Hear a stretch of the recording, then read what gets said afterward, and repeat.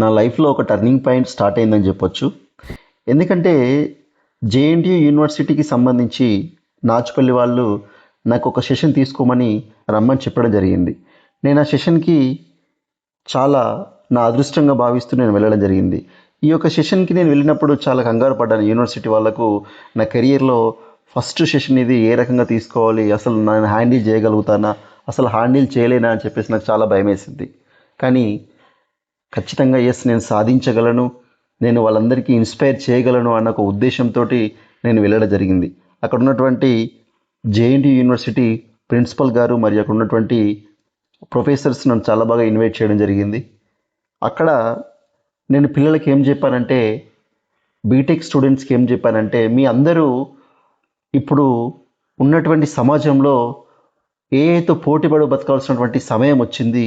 మీరు ఆర్టిఫిషియల్ ఇంటెలిజెన్స్ని మీ యొక్క లైఫ్లో వన్ ఆఫ్ ది పార్ట్గా చేసుకొని బ్రతకవలసినటువంటి సమయం ఇది. Be careful. అందరూ మీకున్నటువంటి డిగ్రీతో పాటుగా ఏఐ స్కిల్స్ కూడా ఖచ్చితంగా నేర్చుకోవాలి అని చెప్పి నేను వాళ్ళకి చెప్పడం జరిగింది.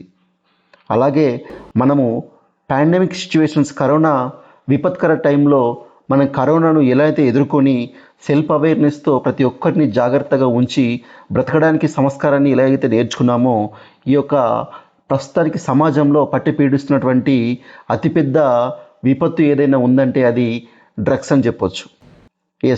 పాశ్చాత్య దేశాల్లో ఉన్నటువంటి డ్రగ్స్ కల్చర్ మన తెలుగు రాష్ట్రాలలో కూడా, దాదాపు 2 తెలుగు రాష్ట్రాలలో రూరల్ ఏరియాస్లో ఉన్నటువంటి పిల్లలతో సహా, అంటే 7th క్లాస్ స్టాండర్డ్ నుండి దాదాపు బీటెక్ ఆపై నిరుద్యోగంతో సమస్య బాధపడుతున్నటువంటి యువత మీద డ్రగ్స్ చాలా ఎఫెక్ట్ చూపిస్తూ యువత కూడా దీనికి అడిక్ట్ అయిపోతున్నారు. దీనివల్ల వారి కెరియర్స్ అన్నీ లాస్ అయిపోతున్నాయి. వాళ్ళకున్న డ్రీమ్స్ డిస్ట్రాయిడ్ అయిపోతున్నాయి. వాళ్ళకు ఉన్నటువంటి స్కిల్స్ కూడా డిస్ట్రాయిడ్ అయిపోతున్నాయి. అంటే దీనికి కారణం ఏంటి అని మనం ఈరోజు అనుకుంటే కనుక, ఇక్కడ ఉన్నటువంటి పిల్లలు, రూరల్ ఏరియాస్లో ఉన్నటువంటి పిల్లలు వారి యొక్క హ్యాపీనెస్ కోసం, అంటే టెంపరీకి సంబంధించినటువంటి ఒక హ్యాపీనెస్, టెంపరీగా వచ్చేటువంటి ఒక తాత్కాలికంగా పొందుతున్నటువంటి ఆనందం కోసం అక్కడ వాళ్ళు ఉన్నటువంటి టెంపరీ స్ట్రెస్ని, వాళ్ళకు ఉన్నటువంటి టెంపరీ డిప్రెషన్ని వాళ్ళు పోగొట్టుకోవడానికి ఈ యొక్క ఎంజాయ్మెంట్ కోసం ఈ యొక్క డ్రగ్స్ని వాళ్ళు అలవాటు చేసుకొని వాళ్ళ హ్యాబిట్గా మార్చుకుంటున్నారు. దీనివల్ల వాళ్ళ యొక్క ఫ్యూచర్స్, వాళ్ళ యొక్క కెరియర్స్ డిస్ట్రాయిడ్, ఖరాబ్ అవ్వడమే కాక వారికి సంబంధించినటువంటి పేరెంట్స్ వాళ్ళ మీద పెట్టుకున్నటువంటి హోప్స్ కూడా డిస్ట్రాయిడ్ అయిపోయి కనుమరుగు అయిపోతున్నాయి. వాస్తవానికి ఇది మరి మన తెలుగు రాష్ట్రాలలో ఉన్నటువంటి అర్బన్ కావచ్చు, రూరల్ కావచ్చు, సిటీస్లో బతుకుతున్నటువంటి పేరెంట్స్ కావచ్చు, మరి అక్కడ ఉన్నటువంటి యువత కావచ్చు, వీళ్ళందరూ భయపడవలసిన అవసరం ఉందా అంటే ఖచ్చితంగా భయపడవలసినటువంటి అవసరం ముమ్మాటికి ఉందని నేను చెప్పగలుగుతున్నాను. ఎందుకంటే ఒకసారి అడిక్ట్ అయిపోయిన పిల్లలు మళ్ళీ బయటికి రావడం చాలా కష్టం. దీనికి నిరుద్యోగ సమస్య కావచ్చు, వాళ్ళకు ఉన్నటువంటి ఒక ఎంజాయ్మెంట్, పక్కన ఉన్నటువంటి తోటి మిత్రులు కావచ్చు, అక్కడ ఉన్నటువంటి ఒక తినే తాగేటువంటి కల్చర్ కావచ్చు, వాళ్ళకి యొక్క మత్తును అలవాటు చేసి వాళ్ళ జీవితాలని నాశనం చేయడానికి ఈ యొక్క డ్రగ్స్ ప్రధాన పాత్ర పోషిస్తున్నాయి ఇప్పుడు ఈ తెలుగు రాష్ట్రాలలో. దీంతో పాటుగా ఆర్టిఫిషియల్ ఇంటెలిజెన్స్ అనేది ఈ రోజుల్లో చూసుకుంటే కనుక పిల్లలకి ఎడ్యుకేషన్తో పాటుగా, వాళ్ళ పిల్లలకు ఉన్నటువంటి డిగ్రీస్తో పాటుగా ఆర్టిఫిషియల్ ఇంటెలిజెన్స్ అనేది చాలా అవసరం. ఆర్టిఫిషియల్ ఇంటెలిజెన్స్ లేనట్టయితే ప్రస్తుతం ఉన్నటువంటి ఈ యొక్క పోటీ ప్రపంచంలో, ఈ యొక్క ప్రస్తుతం ఉన్నటువంటి ఈ జనరేషన్లో బ్రతకడం చాలా కష్టం. ఎందుకంటే చాలామంది అంటున్నారు సాఫ్ట్వేర్ జాబ్స్ అసలు రావట్లేదు, సాఫ్ట్వేర్ జాబ్స్ ఏఐ వల్ల పోతున్నాయి, ఆర్టిఫిషియల్ ఇంటెలిజెన్స్ వల్ల సాఫ్ట్వేర్ జాబ్స్ రావేమో అంటున్నారు. కానీ అది ముమ్మాటికి తప్పు. ఎందుకంటే ఆర్టిఫిషియల్ ఇంటెలిజెన్స్ అనేది జాబ్స్ తీసివ్వట్లేదు. ఆర్టిఫిషియల్ ఇంటెలిజెన్స్ తెలుసుకున్నటువంటి వ్యక్తులను రీప్లేస్ చేసుకుంటుంది. అంటే ఆర్టిఫిషియల్ ఇంటెలిజెన్స్ను నేర్చుకుని ఉన్నట్టయితే ఖచ్చితంగా మీకు ఆ యొక్క రోబోటిక్స్ సంబంధించినటువంటి ఈక్వాలిటీ ఆఫ్ కార్పొరేట్ సెక్టార్లో మనకున్నటువంటి స్కిల్స్ నేర్చుకున్నట్టయితే మనం అందులో ఖచ్చితంగా ఒక ప్లేస్మెంట్ అనేది సంపాదించవచ్చు.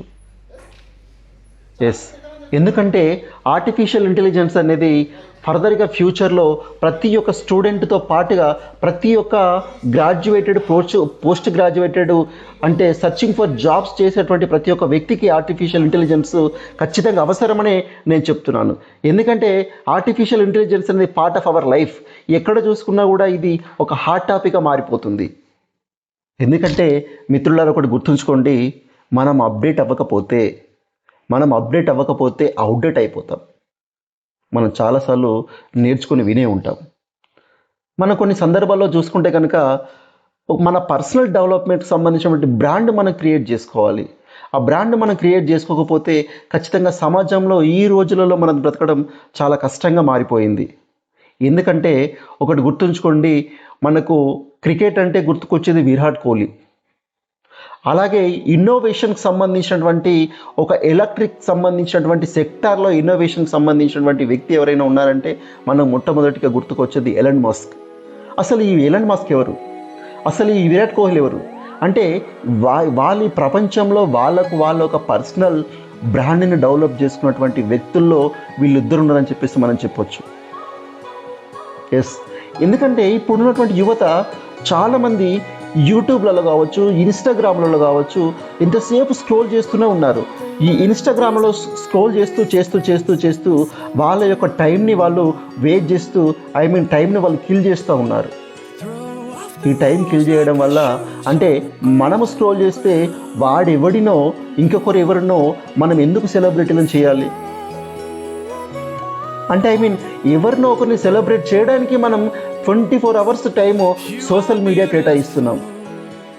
మరి మనం బ్రతకడానికి, మనం సొసైటీలో జీవించడానికి, మనం స్కిల్స్ నేర్చుకోవడానికి, మన ఎడ్యుకేషన్ని సక్సెస్గా కంప్లీట్ చేసుకోవడానికి, మన ఆంబిషన్స్ని మనం ఏ రకంగా అచీవ్ అవుతున్నాం అన్నదానికి ఎవరు టైం ఇస్తున్నారు?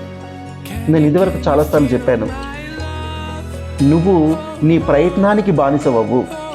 నువ్వు నీ ప్రయత్నానికి బానిసమవుతే ఖచ్చితంగా విజయం అనేది నీకు బానిస అవుతుంది. చాలాసార్లు చెప్పారు, ఇది రొటీన్ డైలాగ్ కావచ్చు, ఇష్టపడి చెయ్యు కష్టపడి చెయ్యకు అంటారు. కానీ నిజంగా నేను ఏం చెప్తున్నానంటే, ఈ సొసైటీలో కన్సిస్టెన్సీగా, క్యూరియాసిటీగా నీకు నువ్వు నీ ఫ్యూచర్ కోసం అహర్నిశలు ఒక ఇష్టంతో చేసుకుంటూ పోతేనే ఈ సొసైటీలో గెయిన్ అవ్వగలుగుతావు. నీ ఫ్యూచర్లో నీ ఆంబిషన్ని నువ్వు ఖచ్చితంగా అచీవ్ అవ్వగలుగుతావు. ఎందుకంటే నో పెయిన్ నో గెయిన్. కష్టపడది ఏది రాదు.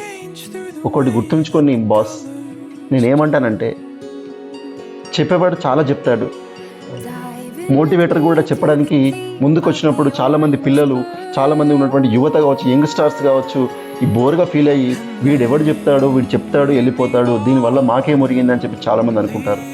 కానీ నేను అక్కడికి ఎందుకు వెళ్ళానంటే,